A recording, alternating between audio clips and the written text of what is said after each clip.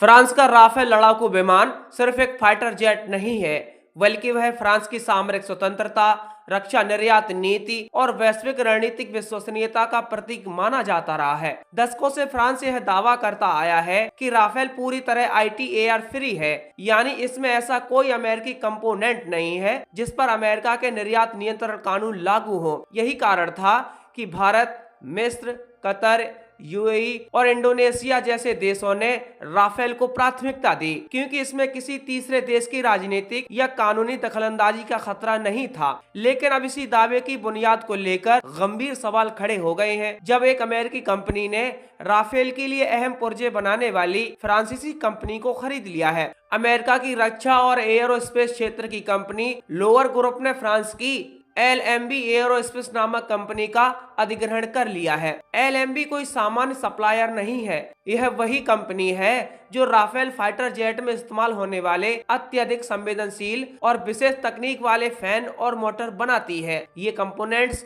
सीधे तौर पर विमान के एवियोनिक्स, कूलिंग सिस्टम और मिशन क्रिटिकल सिस्टम से जुड़े होते हैं। LMB की स्थापना 1956 में हुई थी और यह दशकों से फ्रांस की रक्षा औद्योगिक श्रृंखला का अहम हिस्सा रही है। राफेल के अलावा यह कंपनी फ्रांस की परमाणु पनडुब्बियां, टाइगर हेलीकॉप्टर, लेक्लेर टैंक और अन्य कई सैन्य प्लेटफार्म की भी सप्लाई देती रही है। लोअर ग्रुप द्वारा इस कंपनी को लगभग 367 मिलियन यूरो में खरीदे जाने के बाद सवाल यह उठने लगा है कि क्या अब राफेल की सप्लाई चेन में अमेरिकी नियंत्रण प्रवेश कर गया है। अमेरिकी कानून के तहत यदि किसी रक्षा उत्पाद में अमेरिकी स्वामित्व वाली कंपनी का तकनीकी योगदान होता है या यदि उत्पादन प्रक्रिया पर अमेरिकी नियंत्रण माना जाता है, तो उस उत्पाद पर ITAR यानी international traffic in arms regulations लागू हो सकते हैं। ITAR ऐसा कानून है जो अमेरिका को यह अधिकार देता है कि वह यह तय करे कि किसी रक्षा उत्पाद को किस देश को बेचा जा सकता है, किसे नहीं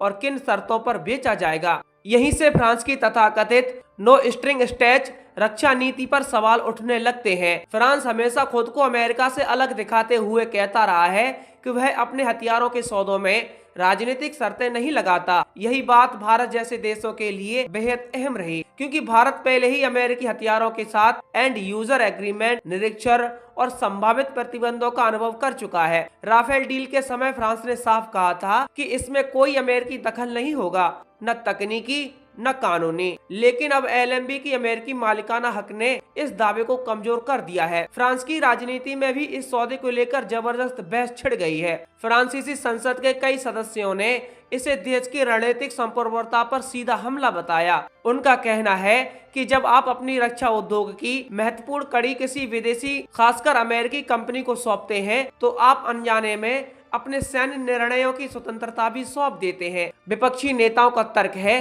कि आज भले ही अमेरिका हस्तक्षेप न करे, लेकिन भविष्य में भू राजनीतिक हालात बदलने पर वही अमेरिका फ्रांस या उसके ग्राहकों पर दबाव बना सकता है। फ्रांसीसी सरकार ने इन चिंताओं को खारिज करते हुए कहा कि इस सौदे को मंजूरी देते समय कई सुरक्षा शर्तें लगाई गई हैं। सरकार के मुताबिक फ्रांस ने LMB में एक गोल्डन शेयर अपने पास रखा है, जिससे वह कंपनी के किसी भी रणनीतिक फैसले पर वीटो कर सकता है। इसके अलावा उत्पादन फ्रांस में ही रहेगा और संवेदनशील तकनीक को देश से बाहर ले जाने की अनुमति नहीं होगी। सरकार यह भी कहती है कि सिर्फ स्वामित्व बदलने से ITAR अपने आप लागू नहीं हो जाता, बल्कि यह इस बात पर निर्भर करता है कि तकनीक कहां विकसित हुई और किसके नियंत्रण में है। हालांकि रक्षा विशेषज्ञ इस सरकारी आश्वासन को पूरी तरह संतोषजनक नहीं मानते। उनका कहना है कि ITAR की परिभाषा बेहद व्यापक और लचीली है। यदि भविष्य में अमेरिका यह मान लेता है कि LMB के किसी उत्पाद पर उसका प्रभाव है, तो वह कानूनी रूप से हस्तक्षेप कर सकता है। यह भी याद दिलाया जाता है कि अमेरिका ने अतीत में अपने सहयोगियों तक पर निर्यात प्रतिबंध लगाए हैं, चाहे वे नाटो के सदस्य ही क्यों न हो। भारत के संदर्भ में यह मुद्दा और भी संवेदनशील हो जाता है। भारत पहले ही 36 राफेल विमान खरीद चुका है और भविष्य में और राफेल लेने या उनके उन्नयन की संभावनाएं बनी हुई हैं। यदि राफेल के किसी हिस्से पर अमेरिकी निर्यात नियंत्रण लागू होता है, तो भारत को भविष्य में किसी अपग्रेड, स्पेयर पार्ट और तीसरे देश को राफेल से जुड़ी तकनीक देने के लिए अमेरिकी अनुमति की जरूरत पड़ सकती है।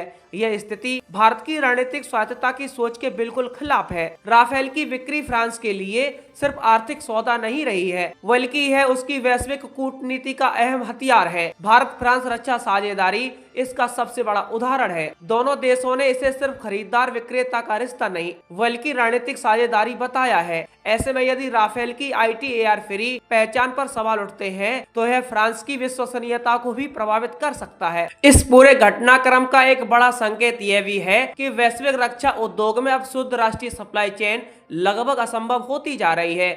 वैश्वीकरण, निजी निवेश और रक्षा कंपनियों के विलय अधिग्रहण ने सीमाओं को धुंधला कर दिया है। फ्रांस जैसा देश जो हमेशा अपनी रक्षा औद्योगिक स्वायत्तता पर गर्व करता रहा है, अब उसी वैश्विक पूंजी के दबाव में दिखाई देता है। यह सौदा यह भी दिखाता है कि अमेरिका किस तरह अप्रत्यक्ष रूप से वैश्विक रक्षा बाजार पर अपना प्रभाव बढ़ाता है, बिना किसी हथियार सौदे में सीधे शामिल हुए। सिर्फ सप्लाई चेन के जरिए वह अन्य देशों के सैन्य प्लेटफॉर्म पर प्रभाव डाल सकता है। यही रणनीति लंबी अवधि में अमेरिका को राजनीतिक और सामरिक लाभ दे सकती है। हालांकि अभी यह कहना जल्दबाजी होगी कि राफेल पर तुरंत कोई अमेरिकी प्रतिबंध लग जाएगा। फिलहाल फ्रांस और अमेरिका दोनों यह कह रहे हैं कि मौजूदा अनुबंधों पर कोई असर नहीं पड़ेगा, लेकिन रक्षा सौदों में अनिश्चितता ही सबसे बड़ा जोखिम होती है। खरीदार देश भविष्य की राजनीतिक परिस्थितियों को देखते हैं, न कि सिर्फ आज की स्थिति को। यह मामला सिर्फ एक कंपनी के अधिग्रहण का नहीं है, बल्कि यह सवाल उठाता है कि क्या आज की दुनिया में कोई भी बड़ा हथियार वास्तव में पूरी तरह स्वतंत्र हो सकता है। राफेल के मामले में फ्रांस को अब न सिर्फ अपने ग्राहकों बल्कि खुद को भी यह साबित करना होगा कि उसकी सामरिक स्वायत्तता केवल शब्दों तक सीमित नहीं है। यह कहानी आने वाले वर्षों में और भी गहरी हो सकती है, जब नए सौदे, नए अपग्रेड और नई भू राजनीतिक परिस्थितियां सामने आएंगी। तब यह साफ होगा कि लोअर ग्रुप द्वारा LMB की खरीद सिर्फ एक कारोबारी फैसला थी या फिर राफेल की ITAR फ्री पहचान पर पहला बड़ा सवालिया निशान।